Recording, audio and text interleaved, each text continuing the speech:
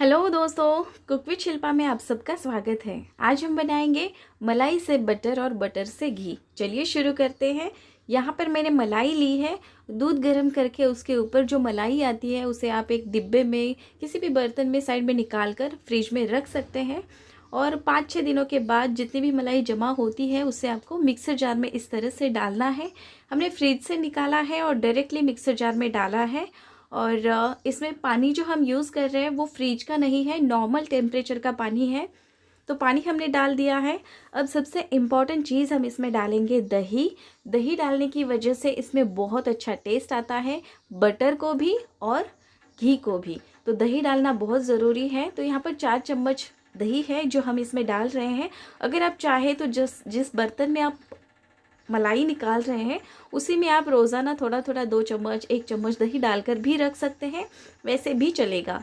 तो अब हमने इसे 15 से 20 सेकंड के लिए मिक्सर को ऑन करना है और फिर उसके बाद बंद करेंगे। फिर उसे चेक करेंगे, उसका जो टेक्सचर है वो क्रीमी बनेगा। तो यहाँ पर आप देख सकते हैं 15 सेकंड के लिए हमने मिक्सर ऑन कर दिया था। और अब इसका टेक्सचर मैं आपको दिखाती हूँ। ये देखिए, ये बिल्कुल क्रीमी टेक्सचर बना है। अगर आपका ये मिक्सचर जो है, जो हमने ये बनाया है मलाई का, तो ये अगर आपके मिक्सर का जार है वो भर गया है इसी क्रीम के साथ, तो आपको वो आधा निकाल कर रखना है और आधा ही जार जो है उसमें पानी डालकर फिर से उसे घुमाना है। अगर आप उतना ज़्यादा एक साथ करोगे तो उसके ऊपर बटर जो है वो नहीं आएगा, फिर आपको लगेगा कि इतना सारा बिगड़ गया, ये कैसे हो गया। तो उसके लिए आपको ध्यान रखना है, सिर्फ आधा जार ही आपको क्रीम लेनी है और फिर उसके बाद उसमें पानी डालना है और फिर 15 से 20 सेकंड के लिए आपको मिक्सर ऑन करना है। फिर उसके बाद आपको मिक्सर बंद करना है और फिर 5 सेकंड के लिए अगले ऑन ऑफ करते हुए चलाना है। तो इस प्रोसेस से बहुत ही अच्छा बटर और घी बनकर तैयार होता है। इससे जो बटर बनता है वो बटर आप उसके जो क्यूब्स मिलते हैं हमें मार्केट में, बटर क्यूब्स, तो उस तरह से भी बनाकर आप खा सकते हैं। ये बटर बहुत टेस्टी लगता है। दही डालने की वजह से इसमें बहुत अच्छा टेस्ट आता है। और दही डालना ये एक पारंपरिक पद्धति भी है, क्योंकि पारंपरिक पद्धति से जिस तरह से बटर निकाला जाता है तो दूध को अच्छे से गर्म किया जाता है। दूध के साथ मलाई को रात को एक बर्तन में डालकर उसमें थोड़ा सा दही डालकर रखा जाता है। वो एक लंबी प्रोसेस होती है। वो फिर उसके बाद सुबह देखेंगे आप तो वो पूरा दही जम जाएगा, उसके ऊपर की मलाई, उसमें टेस्ट भी बहुत अच्छा आता है। तो यहाँ पर आप देख सकते हैं 5 सेकंड के लिए हमने ऑन ऑफ करते हुए चलाया और ये बटर जो है बनकर यहाँ पर तैयार है। और देखिए ये कितना अच्छा बना है। इसका टेक्सचर आप देख सकते हैं, बिल्कुल परफेक्ट बटर बनकर यहाँ पर तैयार है। मैं आपको इसका गोला भी बनाकर दिखाऊंगी हाथ में लेकर। ध्यान रखिए, जो बटर आप बनाते हैं उसे थोड़ा पहले हाथ से चेक कीजिए। अगर वो आपके हाथ को ज़्यादा चिपक रहा है तो आपको फिर से 1-2 सेकंड के लिए उसे मिक्सर पे ऑन ऑफ करते हुए घुमाना है। वरना अगर हाथ को इस तरह से नहीं चिपक रहा है तो बटर बिल्कुल परफेक्ट बना है। यहाँ पर आप देख सकते हैं इसका गोला भी कितनी अच्छी तरह से बन रहा है।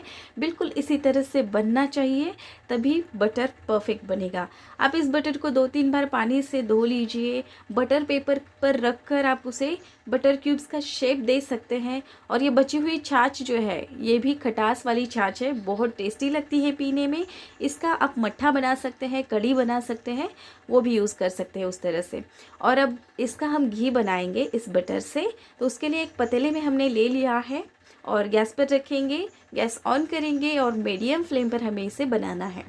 तो जिस तरह से हम बात कर रहे थे बटर क्यूब की, तो बटर पेपर पर आपको उसे रखना है इस बटर को और फिर उसे शेप देना है स्क्वायर वाला। आप जैसा भी देना चाहे दे सकते हैं। फिर उसे फ्रिज में रखना है ठंडा होने के लिए।